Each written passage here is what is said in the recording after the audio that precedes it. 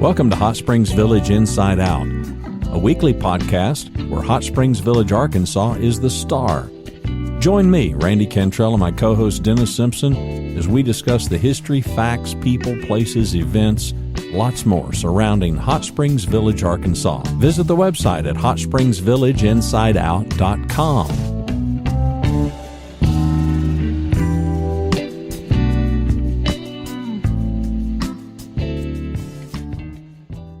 Another episode.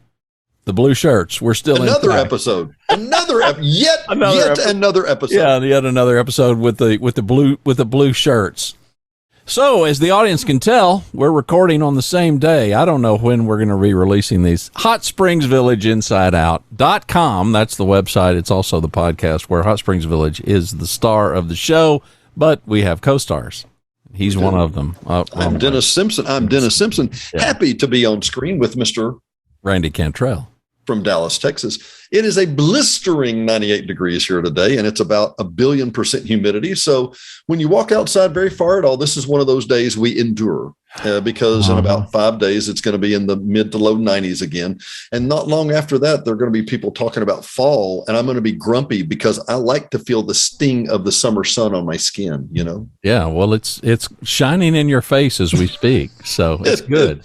It's a sunset about, you know what? Hey, it's 7:15 on a late August evening, and it is stinking beautiful. It really is.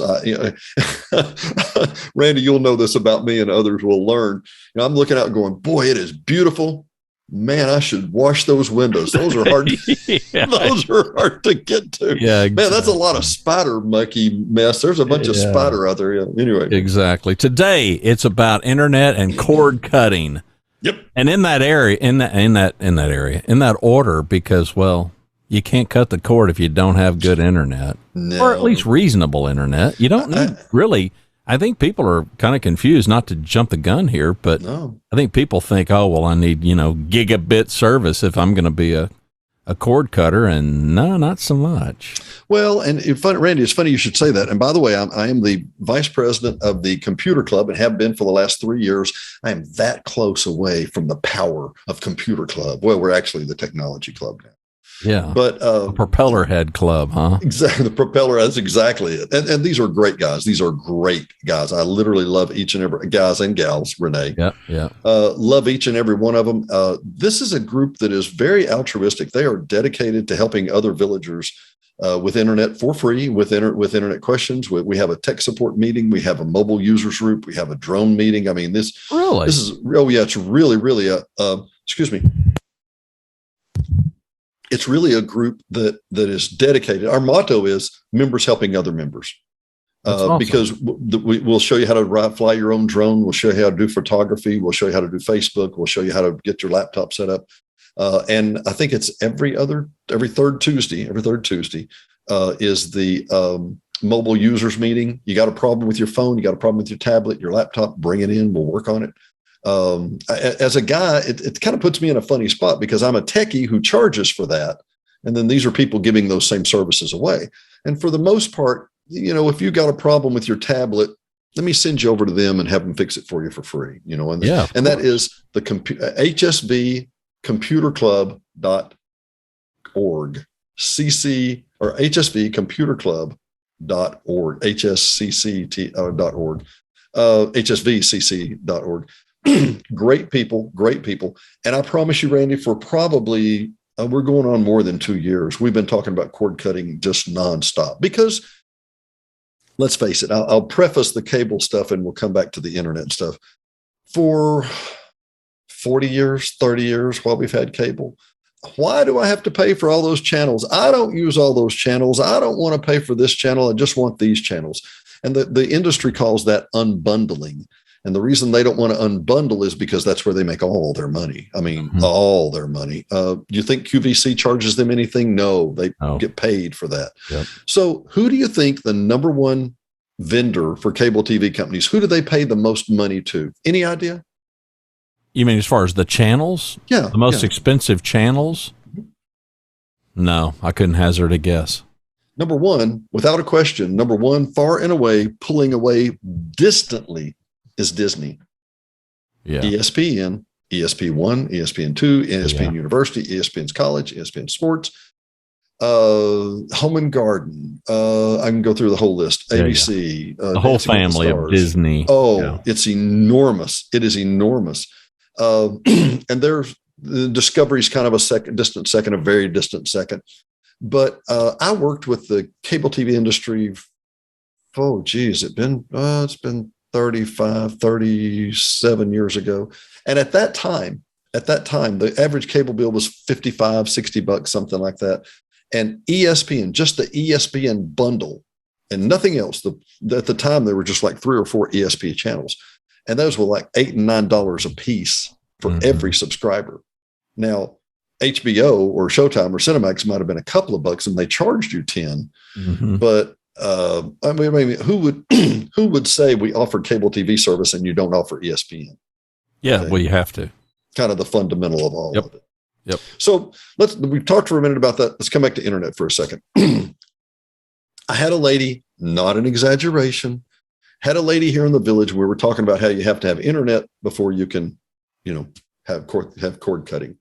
And the lady, sweet lady, very kind lady. And she leaned in and she said, Dennis, can I see the cloud from my house? And because, Randy, there's a little bit of smart aleck in here. I said, I don't know. Where do you live? More than a little bit in both of us. But there may be a little bit. I said more, possibly more. But I said, I don't know. Where do you live? And we all had a good chuckle and laugh. And the internet in the village has been a discussion, and I've done several shows about this. But the bottom line is, take a stab, Randy. If you were going to watch a Netflix movie on an HD TV, 1920, 1080, just a regular HD's channel, watching one movie at a time in your house, how much data do you think that would take? Yeah. So tell me this. How much internet do you have at your house right now, Randy, in Dallas? 400, 500? 500. Speed? 500. Yeah. 500 unlimited data. So this is 500 megs. I'm speaking to you on a 400 meg channel. I used to use a 50, which was from AT&T, which worked fine. The Uverse was really good. Very, very stable service. It takes 1.5 megs to watch an HD movie on Netflix. So when people have a 50 meg service or a 30 meg service or a 20 meg service, you can still watch a half a dozen at a time. Easy. Now, if your computer's doing a backup in the middle of the night and something like that, there's always, complications. Right. Or if Junior's in the room next door gaming. Exactly. And it's funny you bring that up. Junior gaming does not use that much data, but he wants it to be instantaneous, or else it's his fault somebody didn't shoot or fire or whatever. But whereas for you, the data you're watching on HD, in HD on Netflix, that data is typically 5 to 8 seconds old. So there could be a 2 to 3 second interruption and you wouldn't even know it. Well, let's talk about the different kinds of internet in the village. And so in Dallas, you've got cable. Do y'all have Uverse? There's cable, there's fiber. I don't know. Does anybody do DSL anymore? Well, that's kind of what AT&T has let go of DSL, because their maximum configuration there was like 6x1, so 6 megs down. And you can do that. I actually have phone systems that run on 6 megs. Yeah. Most everybody most everybody in town is going to be cable or fiber. Now I get out in some rural areas. There's some satellite stuff, there are some rural areas outside HughesNet, that kind of stuff, is around. Well, and here's what's happening in the village. One of the thoughts that people say was, we only have those 2 providers. We've got Suddenlink and AT&T. Well, typically, if you can get an AT&T connection, you can get AT&T Uverse, which is surprisingly good service. But based on how far you are from the repeater, it determines what your speed is. Do you have 25 megs? You have 50 megs? You have 100 megs? But that's about the limit. That's about as much as you're ever going to get from AT&T Uverse. And it's a good product. It's not great. But cable has the ability to go, and we're going to talk metric terms here, from 100 to 250 to 400 to 500 to a gig, which is 1,000 megs a second.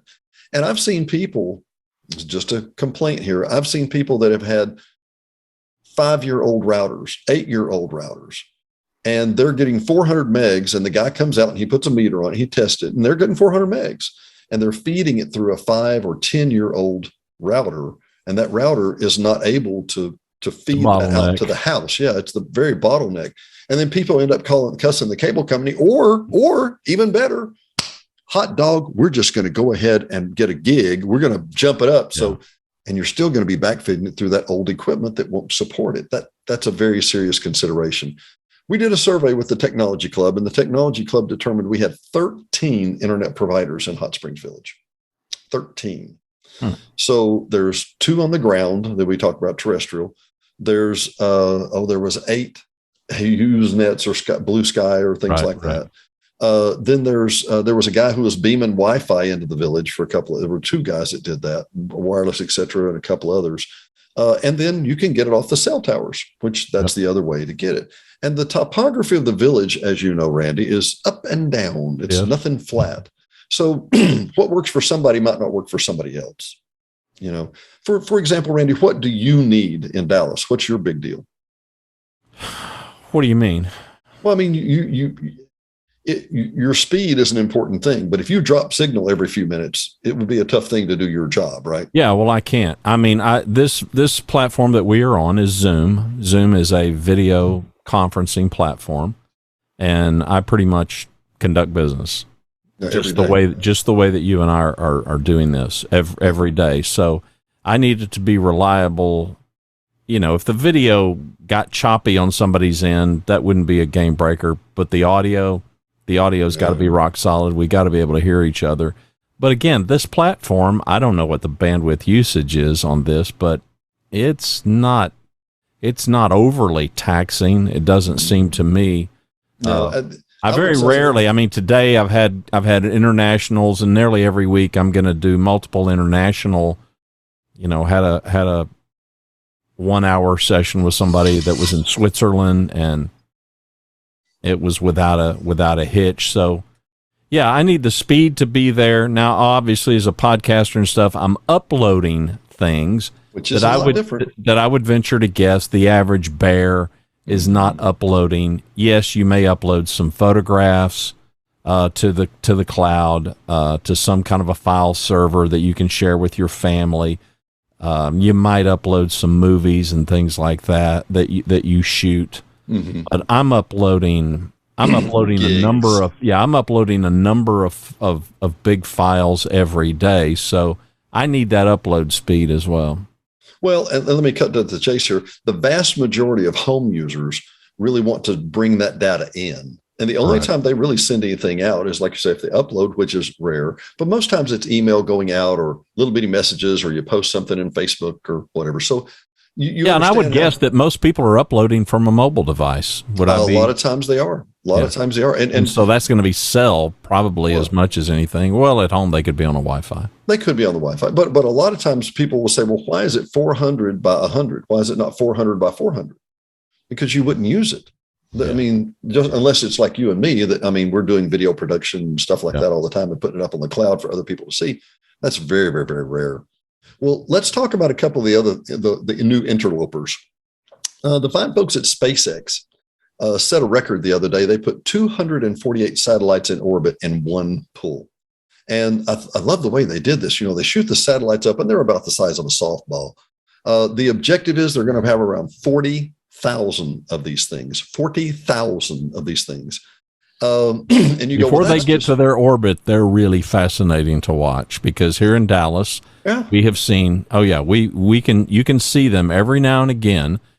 It's like a snake. It's a snake trail. If you see at night, they're all illuminated, and you see them, and they're making their way. You know, of course, they're going around, and they make an orbit, and they continue to just climb higher and higher. But when we first saw them, it's like, what in the world is that? You know, was there a snake in the sky? Had to get online and realize that SpaceX or Starlink had launched. You know, and they're strung together before they separate. Exactly. Until they get to their orbit. Yeah, it's pretty fascinating. Well, and part of what they said that they listed 241 of them. They lifted 241 at a time, and not every one of them needs to go in that same orbit. So they actually have tugs that will fire from the missile and go out to other places and go on another trajectory and pull other things. It's fascinating, absolutely fascinating. Let's come to let's do the 5 mile high view for a moment. Right. And that is that we're familiar with satellite internet or internet satellite, and that's at 22,500 miles out. That's, a long way out. But every time it moves with the Earth all the way across as you go across the sky. Well, that's cool. Well, the difference with the LEO, the low Earth orbit satellites, which are around 200 to 250 miles out, which is still a pretty good deal, but a tenth, a hundredth of what the other satellites are. But number one, the problem people have with HughesNet and some of these others is that the delay time between when you hit the button, the ping time and the response time is horrible. Well, it's not so bad if you've got a satellite that's 1/100th of the time closer. Well, it's a lot better, and there's a whole lot of them. The only downside is that they're not geosynchronous. So about every 8 to 11 minutes, you're catching a different satellite and a different satellite, and you're like, well, hang on, I had an internet. So they're running right now what they call better than beta, which is where they have several thousand satellites up. I think there are a little over 5,000 satellites right now, about 10% of roughly of what they're trying to do. But at this point, 640 acres, a square mile, they can only have 11 customers inside that square at a time. So it's not exactly like they're a cable alternative at this moment, and they may never be. The report this last week said they could host up to 30 million users at a time was the eventual, but that's in the entire North American hemisphere. That's in the North American zone.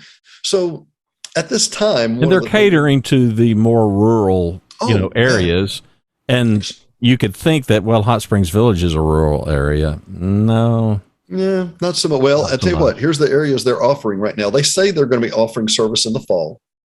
The receiver is about $4.99. The service is about $100 a month, which is what people are kind of used to. And then it's right now it's about 100 megs, and it is pretty much symmetrical. It's 100 megs up, 100 megs down. People are very pleased with it overall, except sometimes the trees can get in the way. Mm-hmm. Do we have? Oh, there's trees here. Yeah. Who knew, right? Yeah, you've got to have a clear shot to the sky. Yeah, sure. And that little antenna actually has motors inside of it that reverse and find the satellite and all that. So it's and you say, well, Dennis, maybe I've got a problem with Mr. SpaceX. What's his Tesla? Elon Musk. Elon Musk. Well, maybe you could just wait for Mr. Bezos to come up with his program, which Amazon is lifting another program just like this that will be putting another 40,000 satellites into orbit. Oh, but wait. Then there's the European Union. They're doing the same thing too. So there will be literally 100,000 satellites in space, just little bitty low Earth orbits, and they don't last forever. They're going to be a couple of years, maybe 3 years at the most. But the problem I foresee is that, okay, Randy, it's a beautiful night. I'm going to take a moonshot, and I'm going to take hang on, wait for that satellite to go by. Okay, now, it's going to be an issue. It really is. There's no question. It's going to be an issue. But don't you think that's where it's headed? I mean, that wireless low Earth orbit stuff, or no? I think I've told people here in the village, if there's a cable TV provider running outside your door right now, you're not going to beat that speed, that price, and that availability for probably the next 3 to 5 years. Yeah. Now, right now, Starlink, or the Starlink guys, they have actually won a contract to provide internet right out there inside the national forest, because that's an underserved area. The Inuit Alaskans, some of the Canadians, right, some of the Canadian Indians, and some super remote places, extreme West Texas, they're providing service out there. And then they're subsidized to be here in the village, here in the Washita National Forest. And it just dawned on me, some of the footprint areas that they're providing, those areas don't have power. So you're off the grid, and we're providing internet. So you're going to have a solar panel. Anyway, that'll be interesting. It will be. And, the bottom line is if that's the only way you can get it with a satellite and with a satellite and with a solar panel, you'll be grateful for it. So I move into the village, and depending on where I live in the village, my availability is going to be Suddenlink or AT&T, or do they cross over? Yeah, they cross over tremendously. Yeah. Okay. Or, except in the Far East End, they don't have as much cable in the Far East End. They've got a lot of AT&T, but not much cable. Or you can get it off the air from your cell tower. We're going to get the low end version of 5G LTE, 4G LTE Max, which will be you should be able to get up to about 450 megs off your cell phone. So think of that. I mean, and what would that, and so let's talk about roughly the dollar investment. This is subject to change because as we hit the record button, which is in August of 2021, these are subject to change. But so this 5G cell stuff, what am I looking at? Well, typically to add another device is going to be $20 per month to an unlimited program, provided you have an unlimited program. Okay. Yep. But it's about $20 a month to add it to an unlimited program. And then whatever the device is, usually it's $60 to $80 for a wireless modem. And you say, well, I could do that with my phone. I could make my phone a hotspot, and you can. That's exactly correct, except your phone is a camera, it's a GPS, it's a screen, it's all these other things. The Wi-Fi modem is one thing. It's an antenna that gets the signal from the tower and it turns it around and beams it to your room. And I'm looking at what kind of speeds. We've been getting over 100. That's not uncommon. One of our units here, we switched a couple other units to cable here. We've got one of our units here that rock solid every month, it's 40 megs. And if you think about it, it cost me 20 bucks to have internet at that facility. Well, I'm not going to beat that price hardly. No, you're really not. Well, as long as you're on an unlimited plan. If you're not on an unlimited plan, But let's come back to that. What does that Wi-Fi modem supply? Well, in this case, it hits a Roku. It could be an Amazon stick. It could be an Apple TV. It could be a whatever. But I tend to like the Roku. They have a lot of variety. They're a pretty quick little stick. I think it looked like science fiction about 2 or 3 years ago when you would hold up and press the button and say, "Okay, Roku, play, whatever, Carol Burnett or whatever." Yeah. But that's become kind of passé. That's just kind of expected these days, Now, Randy, what TV channels do you watch much of? I know you watch hockey. Yeah, I watch hockey. I am a YouTube TV subscriber, so that's my streaming of choice, and I've had a couple of others before that. Mm-hmm. I still just think it's the most bang for the buck. But now when I started it, to be fair, you mentioned Disney when we started recording, and the Disney Plus. Yeah. We're seeing all these pluses, and so things are moving more now from that bundle to an a la carte, meaning if you want it, pay for it. If you don't want it, don't pay for it. So I know there are a number of people that, the Disney family of things. So if I can get Disney Plus and that gives me certain things that I most love, then I'll subscribe to that and I'll ditch everything else. Most everybody, at least here, and I suspect this is probably true around the country, if you're an Amazon Prime member and you got Amazon Prime, that's built in. There's a ton of content there. So I've got that. I've got the $5 a month Hulu plan. That's with ads, not live TV, but Handmaid's Tale, for instance. I mean, there's a number of programs. That's the other thing, is there's these programs that are exclusive to these platforms. Well, let me interject just for a second on the Disney Plus you were talking about. A lot of people go, I don't want to sit and watch Disney, cartoons all day. This is the Star Wars franchise. This is Marvel Comics. The Mandalorian that people are nuts about, which, if you don't know, it's a spinoff of the Star Wars franchise, which people are nuts about. I mean, really great nuts about. Yeah. But you touched on something. I want you to describe it to me for a moment. You said you had YouTube TV. Distinguish that between YouTube and YouTube TV and what you get for YouTube TV. Yeah, YouTube TV is, I don't know how many channels they're up to now. It's a boatload of channels. It's live TV. So YouTube, our program is on YouTube. YouTube is, filled with all kinds of content, most of it recorded. Some of it is live streaming, but you're not going to find your local ABC, your local CBS, your ESPN. You're not going to on YouTube, but on YouTube TV, you will find it on YouTube TV. Is it local to every location? Yes. So, I mean, you're going to get Dallas local news. I'm going to get Little Rock local news. Correct. And now it does have it has a cloud DVR. And what I mean by that it has an unlimited DVR. You can record as many channels. You can call things up. on demand. So if, for instance, you want to watch Seinfeld, you're going to be able to pull up Seinfeld. You can record programs as they come out, and it will store those. It's unlimited. There is a time limit. I think it keeps them for 5 months. Don't quote me on that. But it keeps them for plenty of long enough time for you to watch those things. You can rewind. You can hit pause on live TV. I mean, it's got some terrific features. Oh, it's great. It's great. And no offense to DirecTV. I was a long time. I paid boatloads of money to DirecTV, but I don't have, as long as I got power and internet, I don't have to worry about, I mean, come on. We are in thunderstorm and tornado country. It seems to be an issue. I don't have to worry. I don't have to worry about it. The other good thing is a cord cutter, you can pause your subscription. So if perchance you wanted to cancel, not really cancel, but pause a subscription, you can pause you can pause a subscription to, I don't know of a service that you can't pause. Do you? No, I'm not aware of any. You can pause it and stop your billing. Now, it depends on the billing cycle. You can't turn it off for a day. Right. It's a month at a time kind of a thing. But like I have Hulu, I don't have the live. It's $5 a month, give or take. Yeah. There are commercials.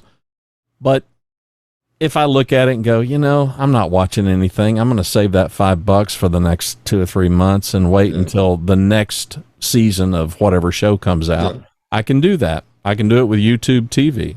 The great thing for me is when I come over to the village 5 or 6 times a year, I take my Roku stick, which has all of my subscriptions already stored in it. It's like a little USB device. And as long as the host has any kind of a smart TV that's got, an HDMI, and everybody does, I can plug it in. All I have to do is set up the internet wireless password that Airbnb hosts provide, and I'm up and running, and now I could watch the Dallas Stars from there, game that wouldn't be televised in that area otherwise. So it's really cool. Well, you touched on something I wanted to ask a minute ago. You were saying you could pause it. I'm like, well, why would you pause it if you can take it with you? Which is what you were just saying. You can pause it. You can pause a subscription, but you can also pause a live TV show. Like if I'm watching a show and it's like, okay, I get a phone call, I can just grab my little Roku, hit the pause button, and the show stops. So 2 different kinds of pauses. I can pause the entire subscription, save the money. I can pause a live TV program as well. Well, a lot of people in the village will travel for months on end. Yep. And it bothers them that, well, I'm paying for cable at home, and then I got to take something with me to get internet, and I got to take something with me to get cable again. I encourage people to get the little Wi-Fi modem, because you can take the Wi-Fi modem with you any trailer in North America, anywhere you got cell phone signal. Yeah. And then take your Roku stick with you, and everything you've got at home, you've got with you, and it's not sitting at home serving no purpose. That's right. It's here with you. That's right.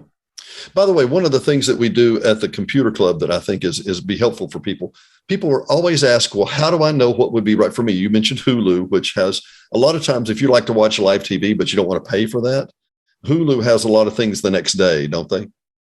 They do. Okay. So they're basically like Dancing with the Stars on a Wednesday instead of a Tuesday or whatever. Whatever. Yeah. But that said, there's a different service basically for different needs and different people and a different price budget. We encourage people, write down what you watch. Yep. I want to watch hockey. I want to watch Formula One. I want to watch The Bachelor. I want to watch, whatever it is. And then look for a package that suits what you need. And then it can be pretty simple. Now, if I'm not mistaken, I think YouTube TV is around $65 a month. I think that's right. Yeah. That sounds right. And there is a link. I'll put it in the show notes, but there is a website that you can go in and you can plug in the channels that you watch, and it gives you this comparison of the available services that you could get so that you can do kind of a comparison. But yeah, you're absolutely right. I mean, first things first, you got to figure out, okay, what do we mostly watch? You know, if you watch HGTV and you love that, if you watch A&E, if you watch ID Discovery, I mean, you can buy the Discovery. I don't, because I have it on YouTube, but I know a lot of people, I just want the Discovery. I just want the Discovery streaming package, which you can get directly from them. Well, and talk about the price. Discovery with commercials is $4.99. Without commercials is $6.99. Yeah. Which, if you think about it, that's what we all want. I mean, yeah, sometimes I want commercials. Well, is it worth $2 a month? Well, heck yeah. And Diane and I sit and we will binge watch, House Hunters International or something like this on a regular occasion. And, we have a big projector here. And so we've got AT&T Uverse on one side, and then we've got our little Fire Stick on the other side. And less every day I use the AT&T, and more I use that Fire Stick. Anyway, it's a wonderful opportunity and wonderful option that's a whole lot cheaper. Yeah, I think the challenge for a lot of us is there's just so many options. Okay, so I can get that service and this other. For instance, Ted Lasso is a really popular show on Apple TV. I've never seen an episode, but it gets a whole lot of buzz. It's exclusive to Apple TV. So if you're a Ted Lasso fan, you're going to have to get Apple TV because it's the only place it's available. Isn't there a show with Jennifer Aniston on Apple TV too? It's like the morning show or something. Sounds right. Because I remember they were all the rave about Jennifer Aniston on TV again because she's just been doing movies for the last 20 years or whatever. Well, it's kind of like Stars. Who subscribes to Stars? Well, if you're a fan of Outlander or your wife is a fan of Outlander, guess who has the exclusive on Outlander? Stars. Yeah. Right. Now, the good thing is, so you can subscribe to Stars for some little monthly amount. When Outlander comes out, binge watch it, then pause your subscription. I mean, it's what literally it is. You can manage it that way. It might seem a little bit cumbersome, but listen, I'm sure there's a ton of people listening to us that are on fixed incomes and are looking for ways to save a buck. And it certainly is a way that you can do it. If you can get really in touch, I think a lot of us may just mindlessly watch stuff, but if you sit down and you give it some thought and you think, man, in the last 30 days, what have we watched? And you realize, we've watched A&E and we've watched HGTV and maybe a little bit of live sports. Okay, well, good to know. Now you can go shopping for a solution that will fit that bill. Well, to be frank about it, I want to cover something here real quick. YouTube TV, again, the distinction, YouTube is what we're on right now, and YouTube TV is basically a cable substitution service. But YouTube TV is $65. Well, the fine folks at AT&T have figured out that there's a war on for these cable cutting things. And my regular TV, before you pay for the DVRs, is about $45 a month. Okay. Well, they know there's a programming battle going on here, but there's one thing that YouTube TV offers that doesn't come with the other cable TV services, and that is it comes with 6 different subscriptions. So you can have that in 3 in your house, and you can have them 3 in your kid's house. And I mean, you don't have to spend all 6 subscriptions. You can have one in your trailer. You can have one in your vacation house. You can have whatever. So the YouTube TV can be, for the right people, it can be a great solution. Oh yeah, it's terrific, and you're probably not going to find a service that has as many features, but Google owns YouTube, so there's that. Well, let me ask you real quick: have you had any problem with quality with the picture quality or any problem? I've had zero, and I was a fanatic coming out of the consumer electronics business for years, and even at one point for many years being a DirecTV dealer back in the day. That was my first reluctance. I thought, streaming, is that quality going to be? Oh, yeah. It's there. The technology is there. The reliability is there. The buffering that people talk about, where you kind of get some kind of a spinning icon. You can see in forums and you can hear people complain in various parts of the country. All I can speak of is here in DFW, and in my time there in the village, unless I'm staying at a host where they've got pretty wonky internet anyway. And frankly, I've only had one host there, and it's in a remote area, and I'm happy to forego the internet because I kind of like the secluded area. Yeah. But this host is in a really remote area of the village that I love. But yeah, you gotta sacrifice something. Yeah. Well, I was just going to follow up here and kind of finish up our thoughts. And that is, it can be the right solution. It certainly can. It's not the solution for everybody. It's a little more complicated. You have to be able to kind of navigate. If you have trouble navigating the apps on your cell phone, you probably may not be happy with a Roku or Amazon Fire. Is that fair Take some enough? getting used to. Getting used to. If you are used to being able to punch in the numbers on your remote and go directly to that channel, that is not available. You have to still scroll through, and you got to figure out the menus, and the interfaces they're all different, and that's to each his own. You get used to the interfaces. They're getting a little more uniform than they used to be. Yeah. But Prime is a different interface than Netflix, which is a different interface than YouTube TV, which is different again from Hulu and all the rest. And so that takes some getting used to. There's no question. Well, I would also mention, and we talked about this in the Technology Club, if you put the numbers together, I saw the numbers this year, which they're slowing down because so many people have left cable. There was like 2.1 million that left this year so far to date till like August. But in the last 4 years, if I'm not mistaken, that number is coming close to 30 million people who have left. It's a mass exodus. It is a mass exodus. And the problem is, and it's not because cable doesn't offer a good solution or UVerse doesn't offer a good solution. They will not unbundle the stinking channels. Right. So, right. Is there a place, before we say goodnight, is there a place in the village where there just isn't a really good higher speed solution? It's funny you should ask that. Right back over my shoulder in Cortez. Cortez has great cable, and there are a few places that don't have cable, but Cortez is in a little bowl of sorts. So there's a peripheral rim around that outside bowl that has good signal that they can get from a cell tower. So if you can't get a cable in that area, it can be very hard to get a good cell signal in that area. So there's just not a good backup. I would say that virtually every place, and I'm saying 99% of the place in the village, everybody has good internet. There may be some places where you may not have another option, if that makes sense. Yeah. And I'll say this again and again about Suddenlink. Suddenlink has an exceptional service that is very stable, but when you do need tech support, oh dear Lord above, it can be an issue. I wonder if there's been much of an increase inside the village as far as remote work during this pandemic. Oh, it's been phenomenal. It's been phenomenal. We had 2.5 years before the pandemic, or 2.5 years ago before the pandemic, we had a realtor that told a lady that she couldn't, or that she could not get high-speed internet in the village. So the lady turned down a $400,000 house.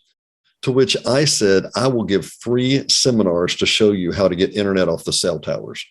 And to which they were like, what do you, cell towers? How would you know? It's not in the ground, so we don't have internet. I'm like, oh, look up people, right. Which is more true today than it even was then. Yeah. All right. And we will put links to the computer club and all that stuff. I hope you found it helpful. I know it kind of felt like we were all over the place, but it's kind of like the internet. The internet's everywhere. It's all over the place. HSVinsideout.com is the website. We appreciate you subscribing. I'm going to hawk the Facebook group. Can I do that? Yeah. Well, you know what? We're close to a magical number, Randy. What's that magical number? 1,000. Who thought? How many days? 1,000. As we hit the record button, we are 83 days old. We have celebrated our 83rd day birthday. Are we supposed to be even walking yet? I don't think we're talking. I don't know, man. It's early. We appreciate you, the audience. Subscribe to the podcast any way that you choose. Let's hawk the Facebook group, though. And if you go to the website, hsvinsideout.com, you will see in the upper right hand, you will see the Facebook icon. Click that. That's all you got to do. You click that. Well, assuming you got a Facebook account, and I'm sure you do, and you're in the group. That's all it takes. And if you'll get behave, notifications. we'll let you stay there. get notifications when we put stuff up. Yep. And typically our episodes are coming out when? Tuesday and Friday, but we throw you a curveball every now and again, and we'll even give you an extra one sometimes. Free no of extra charge. Yeah, no extra charge. All right. Say good night, Dennis. Good night, Dennis. And honestly, Randy, it's been a pleasure again. Thanks, everybody, for joining us on Hot Springs Village Inside Out. Thanks for listening to another episode of Hot Springs Village Inside Out, a podcast where Hot Springs Village, Arkansas is the star. Please subscribe to the podcast. You can do that by visiting our website, hsvinsideout.com, and tell a friend.